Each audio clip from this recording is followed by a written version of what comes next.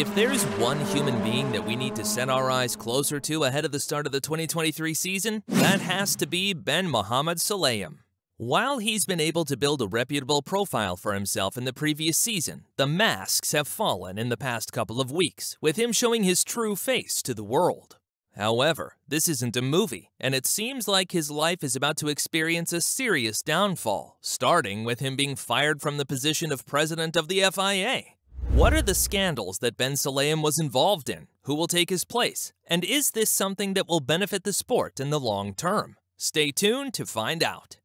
Ben Mohammed Sulayem has been appointed to the president of the FIA at the end of the controversial 2021 season, replacing Jean Todt, who decided to fall back and withdraw from the sport. One of the first and quite controversial and unpopular changes brought to the sport by Ben Sulayem was the implementation of 2 race directors and a rotating crew of stewards at every race so far. This came as an aid to help eradicate biased opinions and decisions from one individual from the sport, such as Massey's decision to let Verstappen and Hamilton race in Abu Dhabi in the last lap of the last race of the season. However, this only exacerbated the situation, as drivers complained that whenever they went to complain about a penalty they received the previous weekend, the stewards and race director who assigned that penalty were not present. So, different people, different interpretation.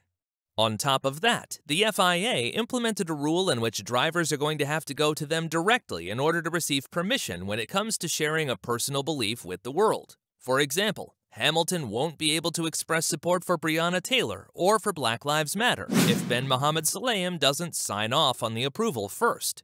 This is something that has met a huge backlash from the drivers, such as Bottas and Hamilton, as well as the executives, such as Helmut Marko. However, this is just the tip of the iceberg, and what Ben Mohammed Sulayem had to say about women in general 20 years ago is definitely something worth losing your career over, let alone being promoted as the president of F1's governing body. On his official website 20 years ago, Ben Mohammed Sulayem wrote that he doesn't like women who think they are more intelligent than men because they are not in truth. These are comments worthy enough to get CEOs fired all around the world, let alone a president, a role that can be replaced very quickly. This is why the controversial figure of Ben Sulayem is currently under a huge threat. But even though an official spokesperson from the FIA spoke about this and said that the site was hacked and that these are not the stances of the FIA's president, nobody bought into this story. Quite the contrary, the team bosses, most of whom want to remain anonymous, want to see the president of the FIA gone for good. When they talked about this matter, they had this to say: "Those kind of comments bring down CEOs every day. What he really should be doing is backpedaling and apologizing. I made those comments 21 years ago, I regret them, whatever he wants to say. What will be interesting will be, does he change his game at all? If he makes one more misstep, I don't know how he survives." Another Paddock insider said that the tension between Stefano Domenicali, the president of F1, and Mohammed is currently brewing, and one thing over which they have recently clashed is the expansion of the sport. Ben Sulayem thinks that the sport should move towards 12 teams on the grid, but on the other hand, Stefano Domenicali thinks that the sport is about quality and not quantity, and the evaluations for new teams should be thoroughly gone over by the governing body. It seems like the interest in the sport has increased massively, which is something that makes the purchase of F1 from Liberty Media back in 2017 one of the best investments ever. The American company bought the sport for $4 billion, and now they've turned down a $20 billion offer from a Saudi Arabian investment fund. While many believed that Liberty Media was unwilling to sell the sport, recent rumors suggest that the American company is willing to sell the rights to the sport in exchange for $8 billion in profits. Obviously, the Saudis have the money to make it work, but the huge issue is that the one guy that wasn't supposed to interfere in this matter, Ben Sulayem, has indeed done that, which has drawn the anger of the F1 fans and the executives all over the world. The FIA has a contract with F1 to stay in its lane, which is the technical regulations and everything that has to do with racing, such as the number of teams and drivers and similar stuff. Nonetheless, Ben Sulayem has taken his anger out on Twitter regarding the denied offer from Liberty Media.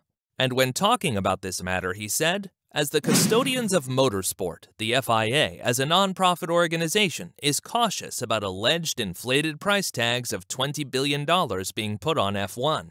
Any potential buyer is advised to apply common sense, consider the greater good of the sport, and come with a clear, sustainable plan, not just a lot of money. It is our duty to consider what the future impact will be for promoters in terms of increasing hosting fees and other commercial costs, and any adverse impact that it could have on fans. Now, if you turn on your common sense, what would be the reason that Ben Sulayem is voting for a Saudi Arabian fund to buy the sport? Obviously, he has to have some connection with it, and if he manages to advocate for and facilitate this happening, he would be in for a huge paycheck. But what goes against this is that the logo of F1, "We race as one," won't be respected if they sell everything they have to a fund that comes from a country with concerning human rights violations. This is something that one of the lawmakers of the sport, Paul Scriven, has spoken about, and he has taken a direct question to Ben Sulayem amid all of the races that are currently being held in the Gulf. When talking about this matter, Scriven asks, "Why do you think you can ignore parliamentarians? Do you think that concerns raised over human rights and the policies of the FIA should be above scrutiny? We wrote to you in order to raise concerns that are in the public interest, and we expect openness and transparency from the FIA. There are individuals out there that believe all of this will calm down once we start racing, such as Frederick Vasseur. But the issue is that Ben Sulayem may not even reach racing in general in 2023. Because rumors have it that Liberty Media wants to start the 2023 season fresh off the bat and get rid of the controversial president. After all, he's advocating for something he doesn't have the right to advocate for, and the controversial stances he's taken against women, despite the fact that they date back 21 years, are not supposed to be present in the sport in any form or matter. That is why the F1 sport has looked into its options, and they are juicy ones. According to a renowned German reporter, Ralf Bach, F1 is currently having serious talks with David Richards, who is currently the chairman of Motorsport UK and ProDrive. On top of that, he has a wide range of experience with Formula One, as he's been the team boss of Benetton and Barr, former teams in the sport. The fact that he expressed interest and stated that he would be delighted to have this job offered to him only goes to show that the F1 could easily get rid of Ben Sulayem and his controversial stances if they so desired. But the question needs to be asked, will this be a good choice for the sport? One thing that they will definitely lose with this move is golf money. Obviously, Aramco is one of the strongest sponsors of F1, and even though one of its facilities was bombed during the 2021 Jeddah race and emergency meetings were held, the race was still held, which just goes to show that when money talks, everyone else shuts up. And now the main antagonist of the Gulf countries is the USA, which has shown immense interest in the sport and is currently witnessing a massive expansion, with 3 races due to be held in 2023. Just a couple of years ago, there was only 1 race in Austin, and now we have a new American team on the way. Therefore, it's safe to say that the seat of Ben Mohammed Sulayem is one that's very hot at this moment, and whether his controversial stances will keep him out of trouble, only time will tell. What is certain is that he has created an infamous profile of himself, one that will not serve him well in the near future if he does not distance himself from these types of comments. What do you think about Ben Sulayem? Do you think that he'll be replaced? Let us know in the comments below.